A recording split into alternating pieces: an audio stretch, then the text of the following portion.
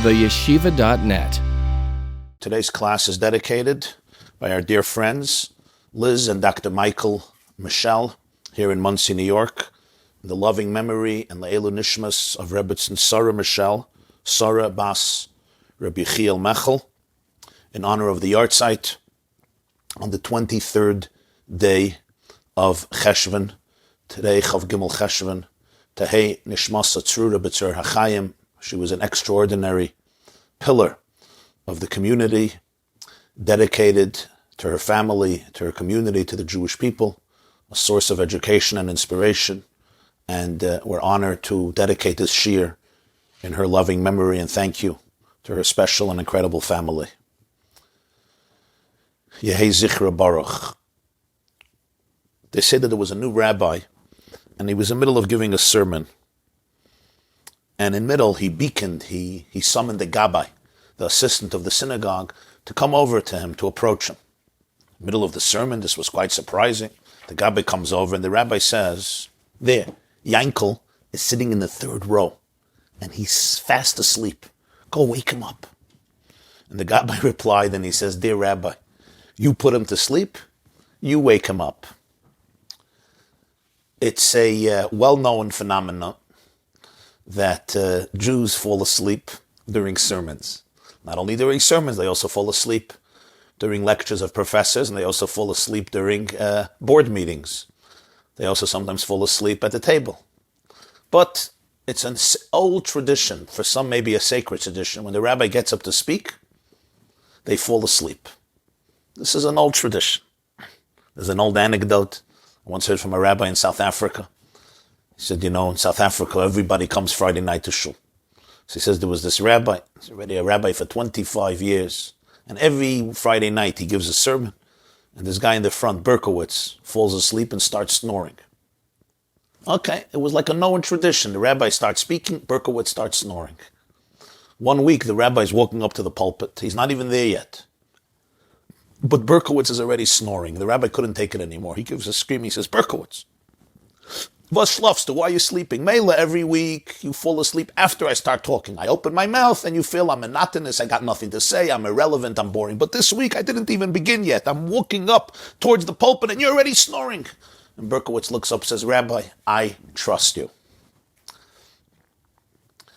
But as we will see, this phenomenon is not new at all. And I do have to say that since the coronavirus, this experience also has seriously declined, this tradition, for obvious reasons. And on Zoom, if you don't like the speech, right, you could just tune out. It's fine. When you're present, sometimes you can't walk out, so you have to fall asleep. You perhaps know the story about Winston Churchill, talking about Britain and Rabbi Jonathan Sacks and his impact. You remember the story about Sir Winston Churchill. He's considered one of the saviors of the free world, a man who stood alone in Europe, stood alone against Adolf Hitler, Yamach Shemai, before America was even involved in the war. And, as savior of the free world, he often felt himself entitled to grab a little, a little schluff, a little nap in the House of Commons. When a fellow parliament member approached him and said, must you fall asleep when I am speaking? Churchill answered, no, I mustn't not. It's purely voluntary. But I want to tell you a story. And this is a story that comes from Midrash Rabbah this week. And it's a fascinating story and a very intriguing story, but also a difficult story to understand. Says the Midrash Rabbah Bereshis, Parsha Nun Ches Gimel. Midrash Rabbah Bereshis, section 58. I quote, and I'll translate. Rabbi Akiva Yoshev v'doirish v'hatzibur misnamnim. Rabbi Akiva was once sitting and lecturing, and his students were falling asleep. Bikesh la'oreran. He wanted to wake them up. Omar, he said to them, Ma ra'asa Esther shetimlich al sheva v'esrim ameya medina. What caused Esther, or what occasioned Esther to rule over 127 provinces? Elatavay Esther shahisa bazbito shel Sorah, shechaysa meya v'esrim b'sheva, v'simlich al meya v'esrim b'sheva medinas. The answer is because Esther was a descendant of Sorah. and Sorah lived till 127. Therefore, let Esther come and rule over 127 provinces. And that's how Rabbi Akiva woke up the crowd that was sleeping during his shiur, during his lecture. What a fascinating Midrash. Rabbi Akiva is trying to wake them up. And how does he wake them up?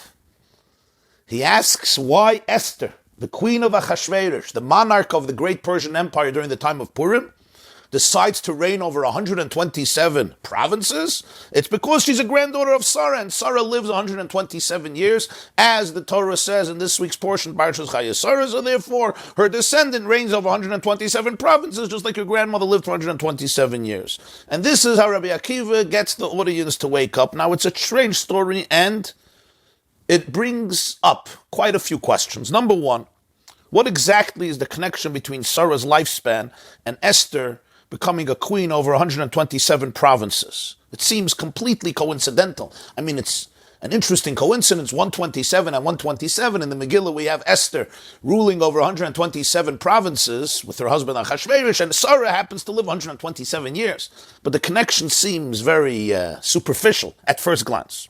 Number two, Esther didn't really rule over 127 provinces, nor did she choose to rule over these provinces. Rabbi Akiva says, Marasa Esther Limlich, as though this was her vocation. You know, she went to a life coach, and the life coach advised her to go rule over 127 provinces. It's not exactly what happened. She was taken.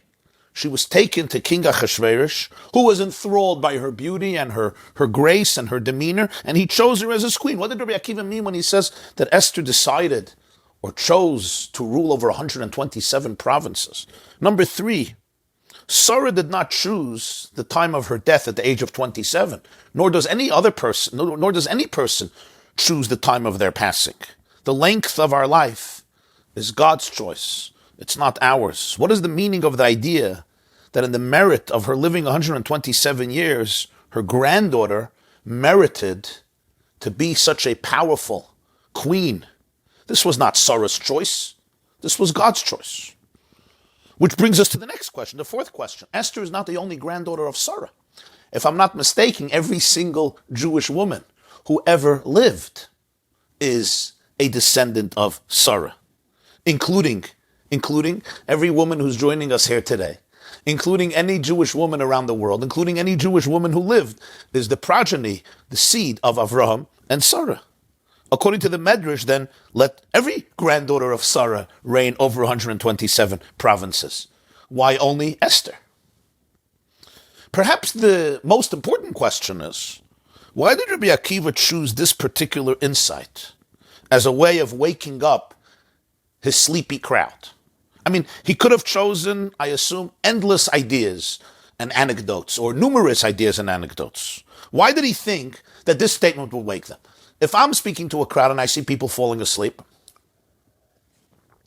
which happened more than once, I would usually think something comical, maybe entertaining, a good joke might help wake them up. But Rabbi Akiva chose this question to wake them up. Now, it doesn't seem it's so dramatic or exhilarating or a humorous statement to wake up a Jewish audience asleep during a rabbi's sermon. We know that to get Jews up when they're sleeping during a speech is a unique skill. It's not so simple. And most rabbis have not mastered this skill. Yet Rabbi Akiva chose this insight and he felt this will do it. The last question that I just shared has a very interesting answer that was given by the Chidushei Harim, the first Rebbe of Ger. The Chidushei Harim was a Jew named Rebbetzin Meir Alter. Rabbi Yitzchak Meir Alter, he was born in 1799, he passed away in 1866. And he answers this question in a rather creative way. He says, Rabbi Akiva gently reprimanded his students for sleeping through the class. Why? If Esther reigned over 127 provinces in the large Persian Empire, corresponding to Sarah's 127 years, it means that for each year of Sarah's life, Esther was granted queenship over an entire province or country. 127 years gave her the ability or the privilege or the power or the merit to rule over 127 provinces. So it's one province per year. Now, a province, the expression of the Megillah is Meya ve'esrim Vahiv Mechel Hamelech Meida Vatkush Sheva ve'esrim Meya Medina. Medina really is like a country or a large province. Says the Chidush Harim. The Chidush Harim is the first Ger Rebbe, Rabbi Yitzchak Meir Alter. He says, okay, so let's now think about this. For each month of her life, if for each year Esther was given a province or a country, for each month of Sarah's life, Esther was given the gift of queenship over an entire city, because a Medina contains at least 12 cities. So for each month of Sarah's life, if for each year she was given a whole province, a whole Medina, so for each month she was given an entire city. It follows then that for each week of Sarah's life, Esther was rewarded with a town, because a city has at least 4 towns. So for each month Esther was given a city. So for each week she was given a town. This would mean that for each day of Sarah's life, she was rewarded with a neighborhood or with a section of the town. And if you break it down even further, you'll find that for every second of Sarah's life, Esther was rewarded with an entire block over which she reigned. So Rabbi Akiva, says the Ger Rebbe, was trying to teach his students to value the significance of every single moment in life. Sarah received immense awards for each and every moment of her life because she devoted all of her time and all of her energy to living an honest, a meaningful, a good, a productive, a virtuous life. This was the message of Rabbi Akiva. In his pedagogical uniqueness, he wanted to convey to the students who were sleeping, don't squander time. Time is what we call an aveda she'eina khayissara. It's something that you cannot gain back. Value every moment of life.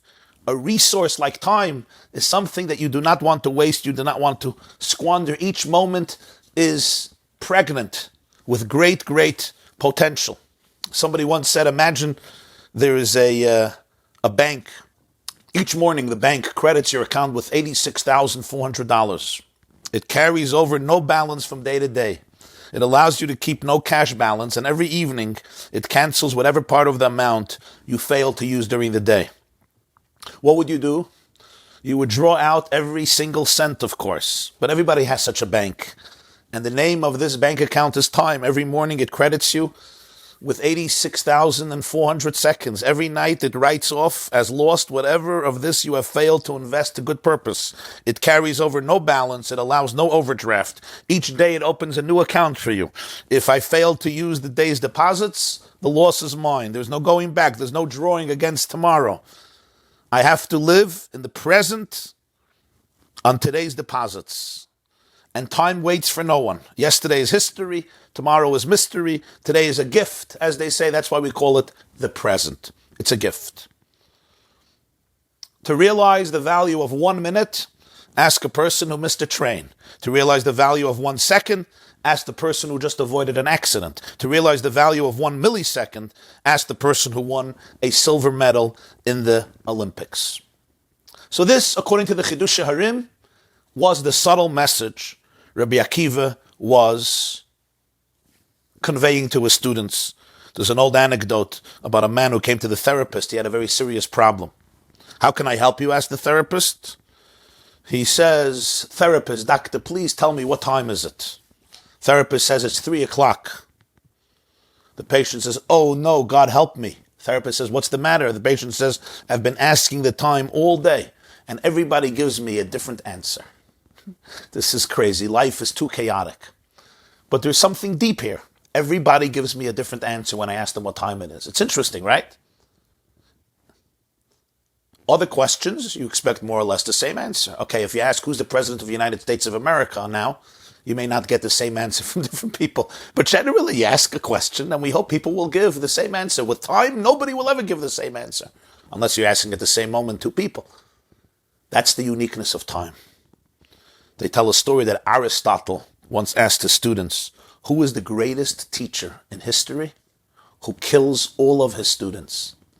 And the answer was time. Time. There's no teacher like time. No teacher like time. Time teaches us the profoundest truths about life. It also kills all of its students. I heard from my late father, the Lubavitcher Rebbe once told him in 1984.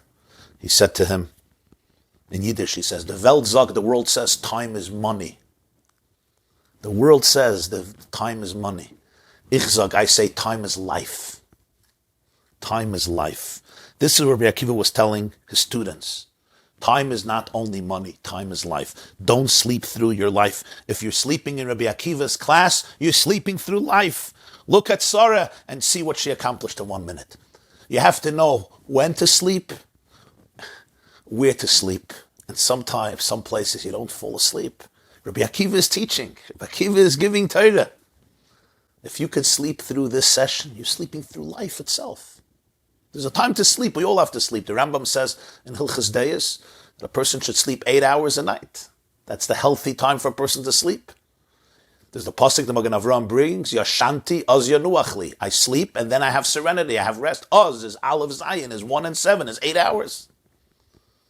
Okay, so everybody has to figure out what works for them in a way that you relax. And sometimes people are sleep deprived and they can't function the next day. And it adds up. And at some point there's a breakdown of their qualities and skills and abilities. You have to get sleep. That is part of living.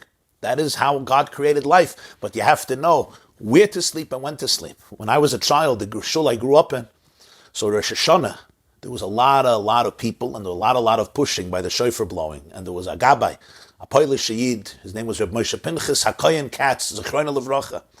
And this is a childhood memory. He would always get up before the blowing of the shofar, before the reading of the Torah, and he would give a clap on the bimah, and he would try to admonish the crowd nicely to stay put. Everybody should stand in one place. Nobody should push. It should be quiet. It should be organized. It should be elegant. It should look beautiful. And then he always gave a scream. At the end of his short speech, he gave a scream in a real zaftige Polish Yiddish, soll wissen, fa wie me steht und fa wem me steht. You must always know where you stand and before whom you stand. Or in the expression of the Gemara in Brachas, Dalef ne miyata oimid. Know before whom you stand. Me soll wissen, wie me steht und fa wem me steht. Rabbi Akiva says, when you're sleeping in this class, you're sleeping through life. That's a little elaboration of what the first Gerer Rebbe, the Chidushei Harim, says. It's a creative answer. It's an interesting answer. But I want to now go on, take a different approach. Take a different angle. Besides, we still have to answer the first 4 questions. Not just why he chose this insight to wake up his students through it, but rather what is the insight itself. Not only its implications for the students, but what did Rabbi Akiva even mean, which were the questions we asked earlier. What is more, there are quite a few verses and statements of our sages that highlight the value of time. Why did Rabbi Akiva choose this particular teaching to arouse his students from their slumber? So, briefly, I want to take a different approach, or an additional approach. Rabbi Akiva was saying something very profound, very profound. And this is an idea that, this is based on an idea that was shared by the Lubavitcher Rebbe at a Purim Farbrengen, at a Purim gathering, which is of course dedicated to Esther's reign, 1961 and 1970, where he explained the deeper dimension of what Rabbi Akiva was saying. How does khayissara begin? It begins with the word and the life. The words, and the life of Sorah was 100 years, 20 years, and 7 years. These were the years of the life of Sorah. This is how khayissara begins. Vayiyu khayissara, meir shana, ve'esrim shana, ve'sheva shana, shnei khayissara. And we all know the problem, the redundancy of the final words seems strange. It says, and the life of Sorah was 100 years and 20 years and 7 years. Why the need to repeat? These were the years of the life of Sorah. Shnei khayissara. You already began that the life of Sorah spanned 127 years. This was the life of Sorah. So Rashi presents his famous answer, Kulam shavim l'taiva. All the years of Sarah's life were equally good. They were equal in goodness. If the Torah would have said, and the life of Sorah was 127 years, you would have known that in quantity, the quantity of her life was 127 years. The Torah wants to speak not only about the quantity of her years, but also about the quality of her life. So by describing her entire life as one single entity, these were the years of the life of Sorah. The Torah is trying to tell us that the entire life of Sorah had this cohesive, integrated entity. Kulam shavim l'toiva, all her years were equal in their goodness, in their good fortune. So it doesn't just say the life of Sorah spanned 100 years and 20 years and 7 years, so we know that she lived 127 years. By the way, there's another question why it has to say years 3 times. 100 years, 20 years, 7, you could have just said 127 years. That Rashi addresses, it's a different explanation. But then, why does the Torah say, Shnei khayissara, all of these together make up the years of the life of Sorah, to tell you that there was a single thread that pervaded all the years of Sorah. Kulam shavim l'toiva. They were all combined and integrated by their goodness. And yet, at first glance, this is seemingly untrue. Like every human life, Sorah's life was filled with vicissitudes, with fluctuations from one extreme to the other. Moments of great joy, but moments of deep pain and sorrow. In fact, I would say that her life was more turbulent than at least many other people's lives. She was raised in a home steeped in pagan idolatry, then made a 180-degree turn, partnering with her revolutionary husband to literally change the world. She left her family, her birthplace, her country. Lech lecha. She and her husband embarked on a new journey, creating a new life and a new reality for herself. She became a mentor and a teacher to thousands. She was abducted twice by powerful kings who both wanted to violate her. In Egypt, she was kidnapped by the king and came close to be violated, and then later, Avimelech, the Philistine child. But for 90 years, she was yearning for a child and remained infertile for most of her life, causing her deep anguish. She finally brought in a maidservant, Hagar, who had a baby, and relations became very, very difficult, and she felt that she has to expel Hagar and her stepson, Yishmael, who she was raising together with Hagar. These are not easy experiences. And then suddenly her life is transformed. She finally gives birth to a baby, Yitzchak, but then he's almost slaughtered, after which she passes away. Sarah's life was anything but a continuous, seamless flow of good fortune and happiness. Her life saw ups and downs and joy and agony and triumph and defeat and security and vulnerability. How can Rashi quote the Midrash and say, Kulam shavim l'toiva, all her years were equally good? What is the meaning of this? How can one say this? Of course, what Rashi means is not that her entire life was equal in the sense that they shared similar circumstances, that everything just followed a predictable trajectory and everything was calm and serene, exactly as she imagined it would be. Sarah's life was nothing of this. Her life was characterized by upheavals, by transformation, by radical shifts, as I said, from one extreme to another extreme. What Rashi is telling us is that despite all of her diverse experiences, there was something that permeated her entire life with all of its occurrences. And this was her goodness. The years of Sarah's life were equally good. Kulam shavim l'toiva.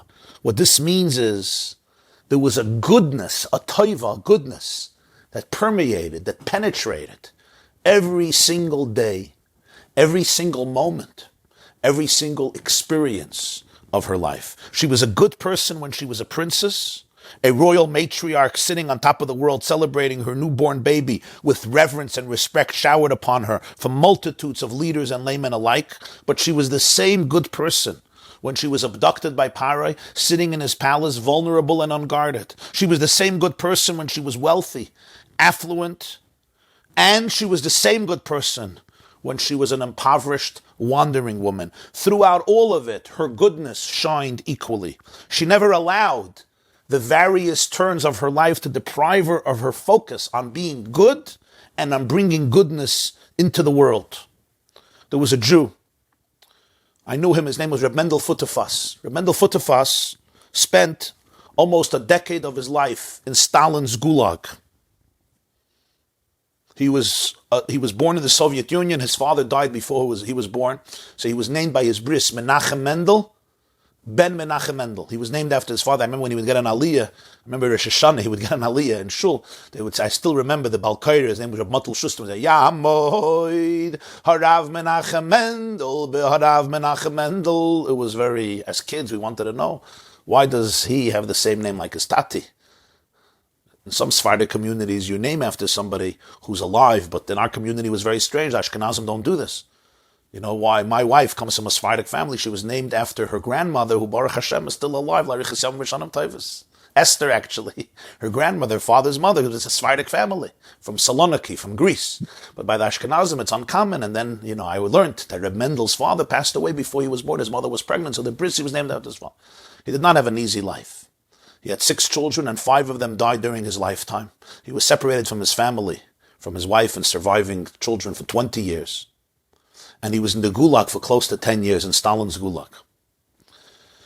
He came out of the Soviet Union in 1964, and I knew him already in later years, in the 70s and in the 80s and the 90s. He passed away in 95.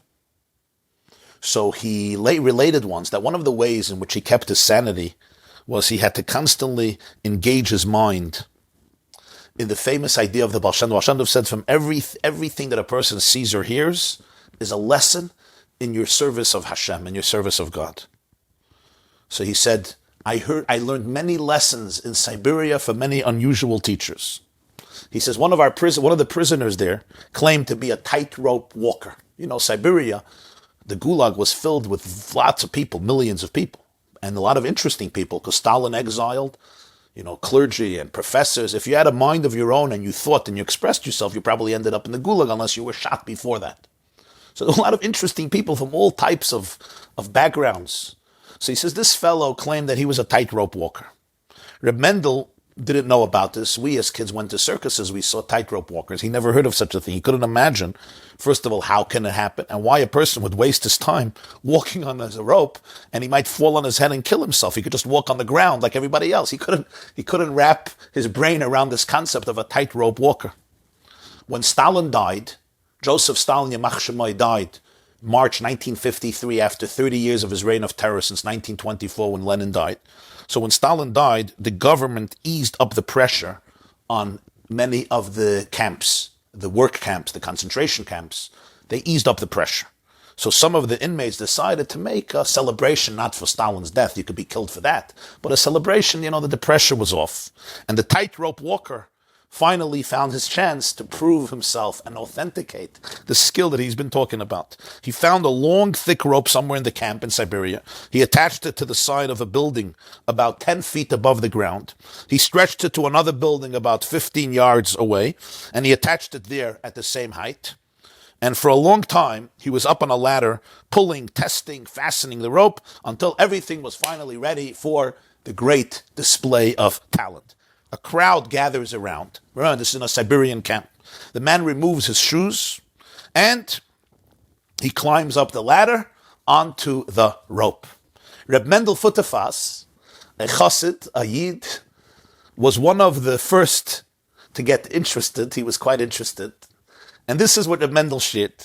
He said first, in his words, in Yiddish, he spoke, I'll say it in English. He said, first, the man climbs onto the rope. He took a few steps. He lost his balance and he fell, but he knew how to fall. It was like a cat falling. He waited a few seconds. He climbs up again, loses his balance and falls again like a cat. Eventually, he climbs up and he starts walking.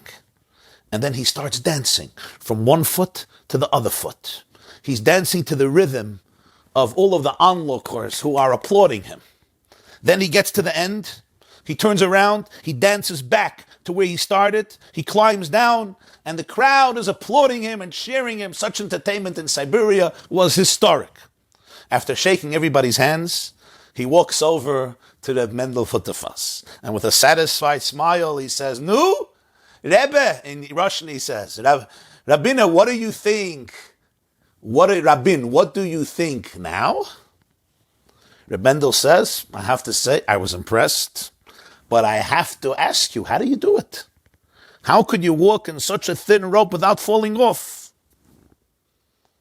So Reb Mendel says, the man looks at me and he says, "I fix my eye on where I'm going, and I never even think about falling. He waited a few seconds for Reb Mendel to digest the answer, and then he said, and do you know what the hardest part is? Reb Mendel says, no. He says, turning around. Because when you turn around, you lose sight of the goal for a second. It takes a long time to learn how to turn around. Reb Mendel said, this taught me such a powerful lesson in life. I fix my eye on where I'm going, and I never even think about falling. But turning around is the hardest, because that moment, that split moment, your eye is not on your target. Reb Mendel shared this lesson in life, and in many ways it captures Sorah's legacy.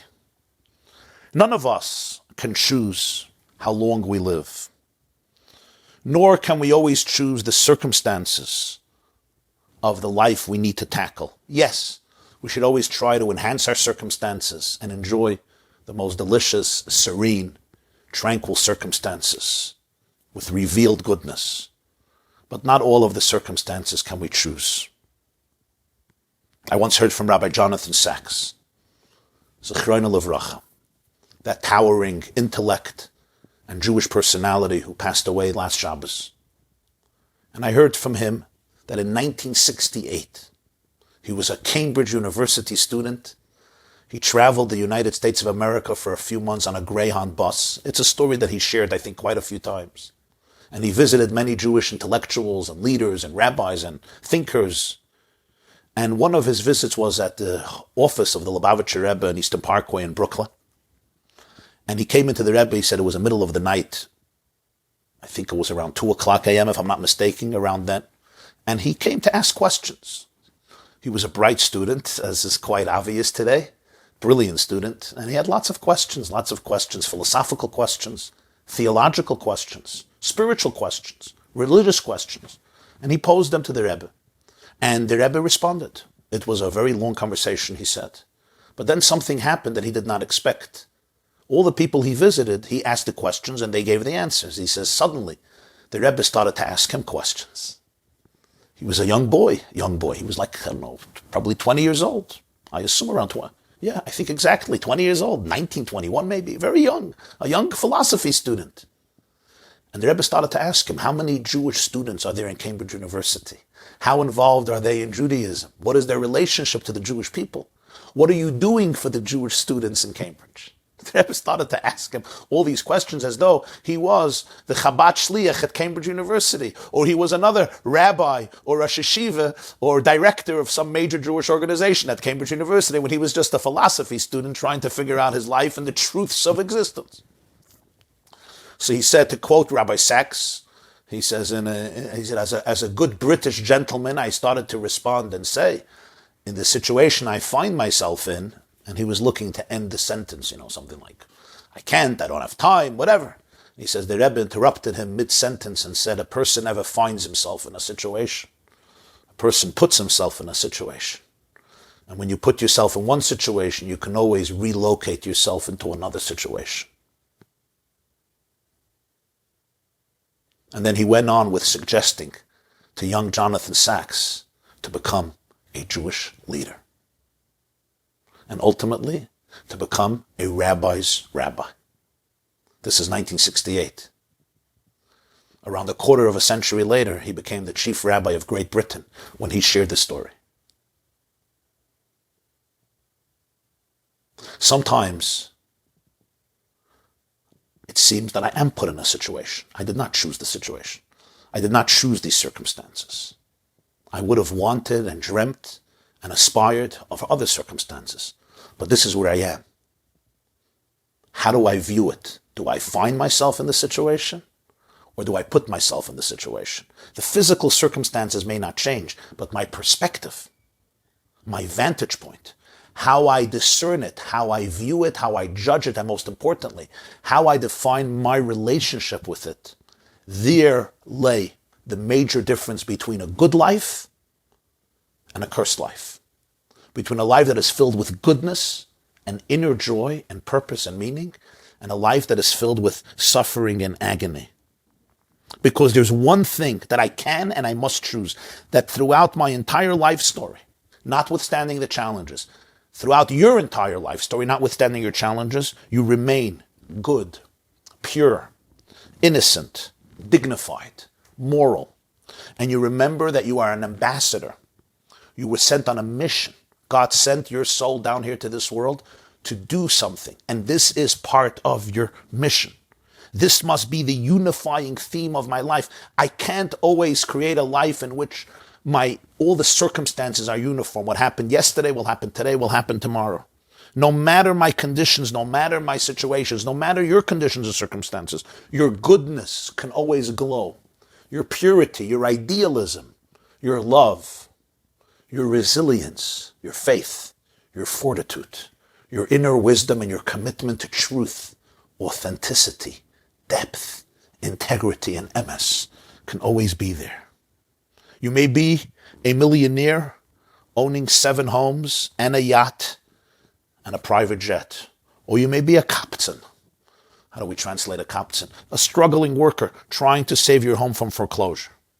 You may be in a country that is prosperous and has a decisive trajectory and a clear identity. You may be in a country where there's a lot of confusion and chaos. You may be in a situation where your family seems so healthy and wholesome, or a situation, God forbid, where that is compromised. But your goodness must never be compromised. Your dignity must never, ever be a question. Like that tightrope walker in Siberia, Sorah, like Avram Avinu, had their eyes on their goal. They didn't understand everything about their journey. Part of their journey felt like walking on a tightrope. What does Reb Nachman say? Kol ha'olam kulo geshet tzar miyod, right? The whole wide world is a very narrow bridge. And if I go this way, if I go to the right, if I go to the left, God forbid I can fall and hurt myself. The main thing is lo lefached, not to be paralyzed by fear, by insecurity, not to allow my traumas to cause me to lose the plot, to lose the mission, to take my eyes off the target. Avram and Sarah had a mission. They knew they were following the call of God to bring goodness and light to the world, to be the ambassadors of the Rebbetzin Shalom, ambassadors of the Creator, ambassadors of love, light, hope, healing, wisdom, authenticity, integrity. Sometimes the journey was on comfortable ground, and sometimes it was on a tight rope. But don't take your eyes off and don't think about falling, because you have a mission. Who gives you a right to think about falling? And even when you have to turn around, those are moments when you could completely lose your balance because you don't have that clear target. You don't see where you're going. You don't see a goal. There seems to be endless chaos. You're turning around. Those are the moments in your mind's eye. Those are the moments when in your mind's eye you must hold on to that powerful, powerful goal. Sorah, the first Jewish woman, passes away. Another Jewish woman appears on the stage of history. Her name is Esther. She would be the last Jewish woman to be recorded in the Tanakh. That is the fascinating contrast about these two women. Sorah is the first Jewish woman to enter into the pages of the Tanakh, and Esther is the last Jewish woman to enter into the pages of the Tanakh. To quote the Gemara Megillah Yudalot, Esther represents the end of the era of prophecy. No more will there be a Jewish personality, a man or a woman in the Tanakh. Esther is that final era, the time of Purim. Soon the second Beis HaMikdash would be created, would be built. And that era, the era of Tanakh, ends. Later we will have the era of the Mishnah, the era of the Gemara, Talmud Yerushalmi, Talmud Bavli, etc. Sorah is the first, Esther is the last. Unlike Sorah, she has not only been abducted by the Persian monarch, she was compelled to marry him. Sorah was also taken to the monarch, to Parai, but she got out. Esther did not get out. A beautiful Yiddish Meidele ends up a queen. The queen of the most powerful monarch of the time. An insecure leader, an egomaniac of frightening proportions, a glutton of the highest order, and a paranoid individual. Achashverosh. Esther grew up with no parents. The Megillah says that both of them died when she was a child. She was taken from her cousin's home, from Mordechai's home, to the palace of Achashverosh, destined to spend the rest of her life by his side. Her opportunity to surrender to despair was certainly available, but like her great-grandmother, she rose to the occasion. She never forfeited her dignity, her grace, even for a moment. Her life was a roller coaster of deep, deep abandonment and pain and tragedy. But her goodness.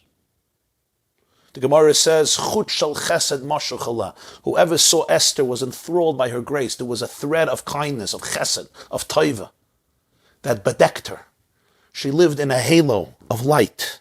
This remarkable woman would ultimately stand up to Haman and save her people from extinction.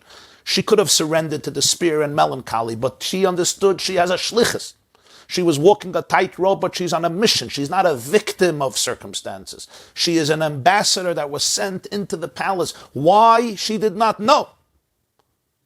But her dignity and faith and goodness she would not give up. And then when the moment of truth came, and suddenly a Hitler arose, a Haman arose, and plotted almost successfully to exterminate every last Jewish man, woman, and child, it was Esther's brilliance, Esther's ingenuity, Esther's wisdom, Esther's charisma, who saved her entire people from a powerful, powerful Holocaust. You see, when we think about that story of Purim, what happened really? Haman plotted to kill out every single Jew. He did not care who you were. If you were a Jew, a man or a woman or a child, you deserved to die. Haman did not care if you voted for Trump or you voted for Biden. If you considered yourself a Republican or a Democrat. If you considered yourself a right-winger or a left-winger or a centrist. Haman did not care. If there was Jewish blood flowing in your sinews, you had to be exterminated. Hitler had a good teacher, Haman. Comes Esther into the scene. She instructs the spiritual leader of the time, Mordechai, what to do. She unleashes a mass Jewish renaissance. She gathers all the Jews together. The book of Esther describes that both in the capital Shushan and every other province of Jews throughout the 127 provinces, B'chol Ir V'ir, B'chol Medina Medina, wherever the news of the decree to exterminate the Jewish people arrived, the Jews assemble, they fast, they recreate their relationship with God and with Torah from a nation that was dispersed geographically and divided ideologically. Esther manages to create a singular renaissance in the entire nation dispersed and divided among 127 provinces and cultures. And despite the fact, it says in Svarim, that Haman said that any Jew who would renounce completely his Jewishness, Haman would spare him. There was not a single Jew in the entire Persian Empire who did so. How did Esther manage to do this? She was in the palace, a young Jewish girl, whatever her age was, there's a few opinions. A Yiddish Mädel. She told Mordechai, the leader of the Sanhedrin, Leich Knesses Kol HaYehudim, I want you to gather all the Jews in Shushan and create a renaissance. And ultimately the news spread. And this happened in every single place where Jews lived throughout the entire Persian Empire. How did Esther do this? This is what she learned from her great-grandmother Sorah. Sorah taught her that the software of life may be diverse, but the hardware of life is identical. That in every situation, we are ambassadors of God, capable of reflecting His goodness, His infinity, called upon to do His work and fulfill His purpose in this particular situation. The changes in her life were external. The core of her life, the conviction that she is always in a relationship with Hashem and that she serves as His ambassador in this world, this conviction remained the same throughout all of her travails, all of her journeys. This was the attitude of the first Jewish woman, the founder of the Jewish nation, Sorah. So her granddaughter, Esther, the last biblical Jewish woman, applies this principle to the entire people. Sorah applies it to her life, and Esther applies it geographically to the world. The differences between Jews is in their software, not in their hardware. As extreme as these distinctions may be, and they are extreme, they relate to our manifestations, not to our core. At our core, we are one because the divine presence dwells in every Jewish soul. There's a sacred goodness within every Jewish heart. So what Esther understood about the 127 years of her life, what Sorah understood about the 127 years of her life, Esther understood about the 127 provinces of Achashverosh's kingship, monarchy, despite that they were so diverse and the Jews were so fragmented. Haman himself said, there is a nation, it's scattered. Esther managed to unite them, as she managed to unite herself in all aspects of her life. She deduced this from the very hate against her people Why would Haman's decree target every Jew identically? Why? Because Haman sensed correctly that the Jewish essence embedded in the soul of every Jew is equally potent in every Jew, man and woman, young and old. There is a goodness that exists, and Haman will not rest until he can destroy them, destroy each and every one of them. What Esther does in space is what Sorah does in time. Sorah manages to combine and unify her entire lifespan, 127 years, have a unity, a core that connects all of the experience. There is a oneness there. It's the oneness of faith. It's the oneness of goodness, of a commitment to morality. Every day may be different, but my commitment to morality is the same. So just as Esther rules over 127 provinces, she rules over them. She impacts all of them. She brings them together, which is what a real queen does. This is what a real king and queen does. The Rambam says the melech is the lev, is the heart, where all the blood will come. All the blood will come back to the heart and then be dispatched again in order to oxygenate and bring life and vitality and nutrients to the entire organism. So the Rambam says the melech is lev kal khayissara. The real leader, what's the role of a leader? What's the role of a president? What's the role of a rabbi, of a teacher, of a mentor, of a parent?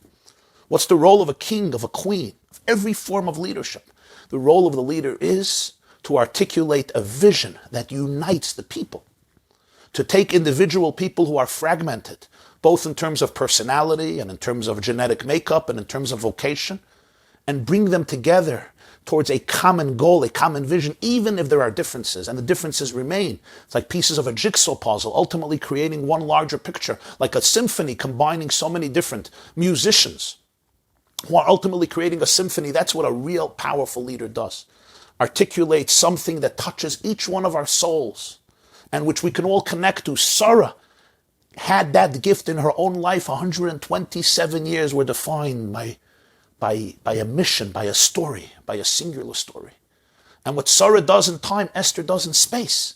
She unites 127 provinces, become united. They're so different and the Jews are so fragmented, but Esther manages to bring out the taiva, the idealism, the goodness in each and every one of them. How did Esther do this? She did this because Sorah can do this in time. Esther does this in space. 500 more years pass.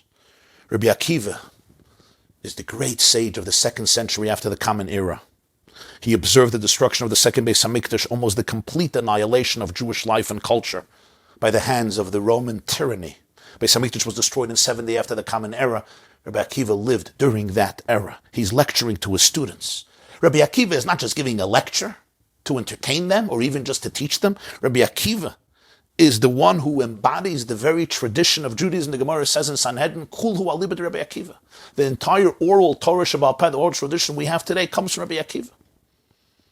So he's attempting to inspire them, give them information and give them inspiration to be able to cling to their faith, to their heritage, to their soul, to their truest identity, to continue studying Torah and celebrating Yiddishkeit, but they're falling asleep.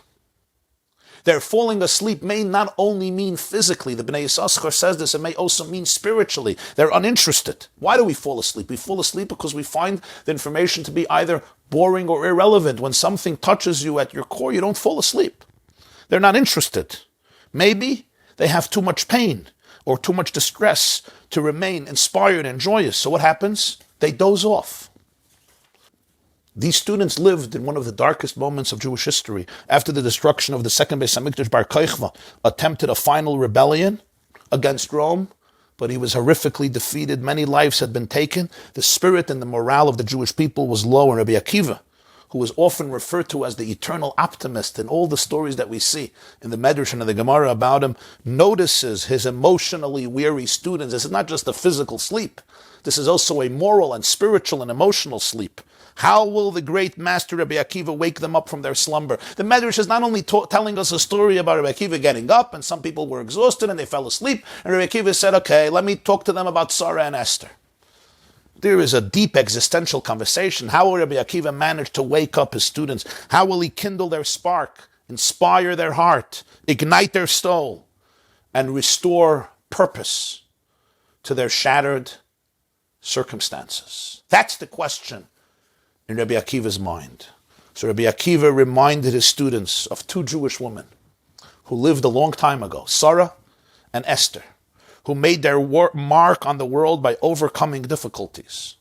Sorah lived through a tough life, but through standing strong for 127 years, she passed on 127 countries to her resilient granddaughter, Esther.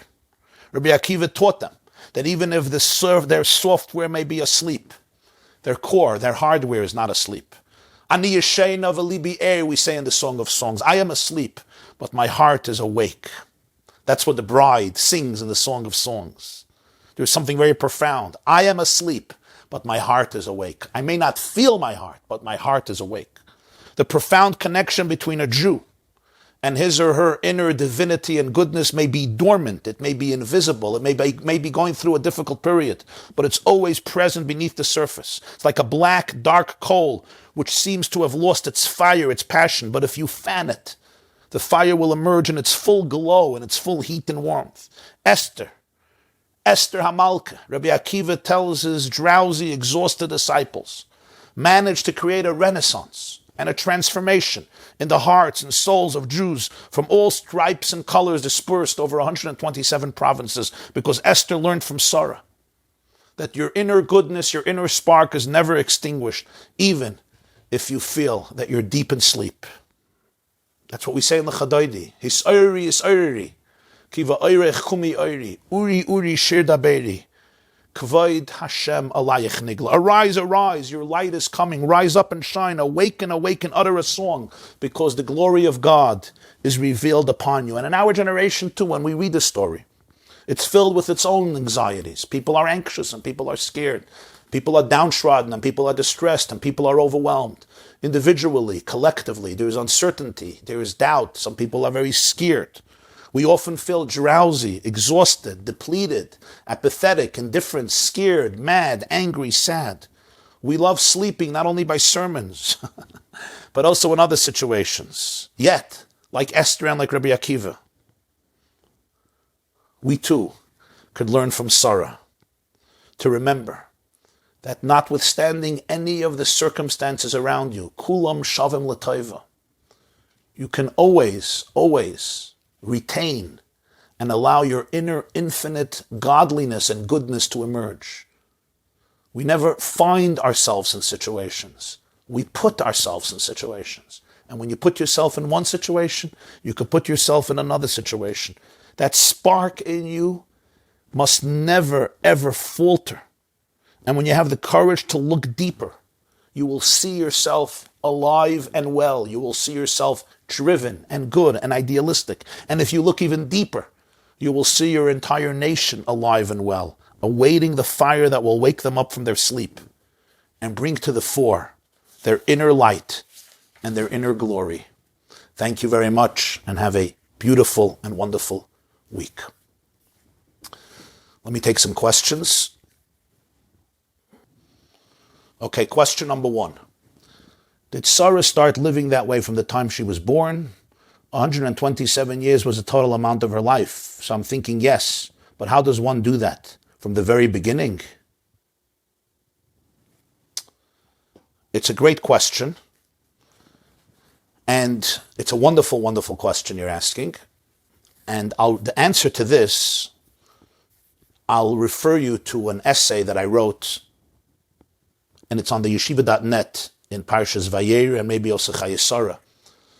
It's titled something that our search for truth is also part of the truth.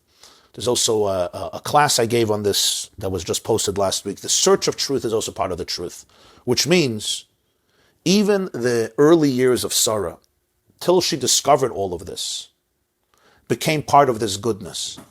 Because every journey in life becomes part of our destination.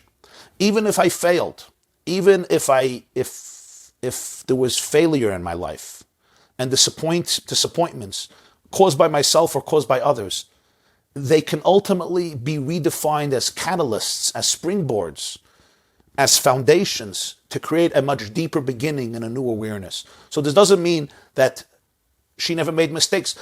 Our sages tell us that Avraham Avinu discovered God at the age of 40, or at the age of 48, or at the age of 3. There are different opinions in the Midrash, probably different stages in his spiritual development. And then we say all of his years were complete, all of his years were wholesome, because the search for truth is also part of the truth.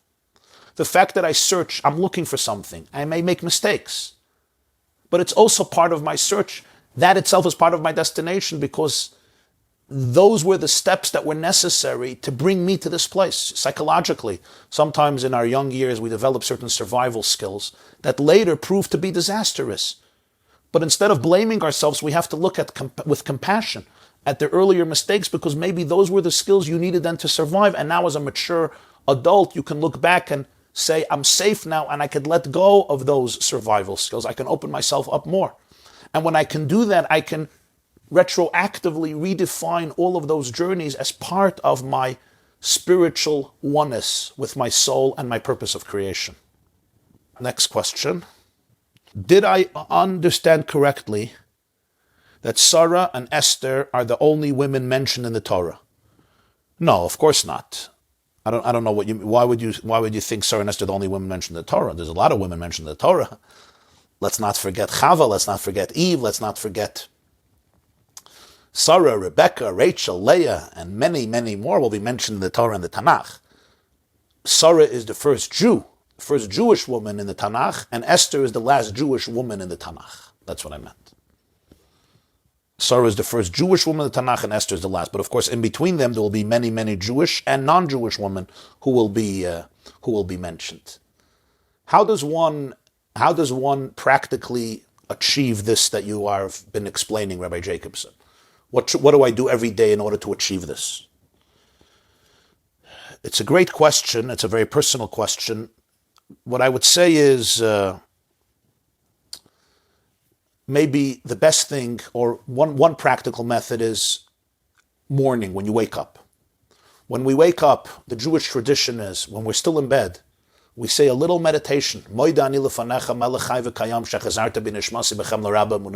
English, I thank you. I offer gratitude to the eternal and living King for giving me back my soul with compassion.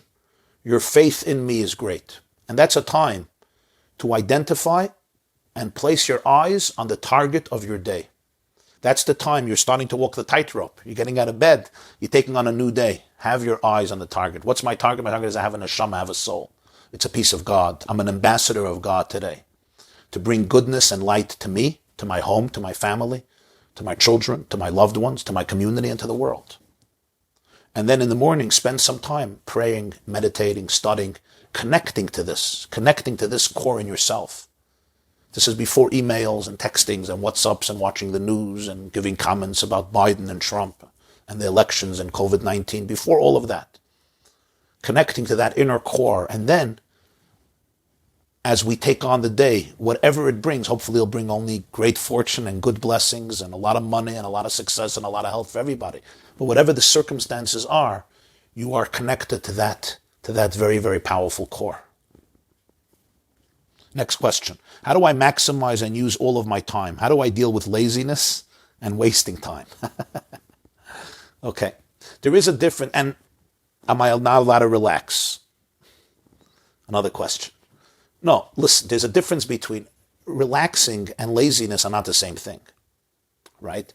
We have a day called Shabbos, a day of rest. It's not a day of laziness. It's a day of deep productivity. As the Rambam writes, in the Shulchan Aruch writes, Chayei Reish Lamed Aleph, Rambam Deis, Perek Gimel, Perek Dalet. A healthy body is part of being a healthy person and part of serving God. So when a person needs downtime, in order to be able to take a deep breath, in order to be able to collect their thoughts, in order to be able to spend time with people that are dear to you, that's not laziness. That is an essential part of living. That is an essential part of community, of connecting, of cementing the bonds between people, of sharing, of trusting each other. But what you want to make sure is that you don't use your time and just squander it with a sense of emptiness that will make you feel lousy afterwards. We all know sometimes we spend our time maybe talking about people, or talking about nothing, about garbage, or talking about emptiness, or just doing empty stuff. And then you yourself, you feel empty afterwards. So you really want to try to avoid that.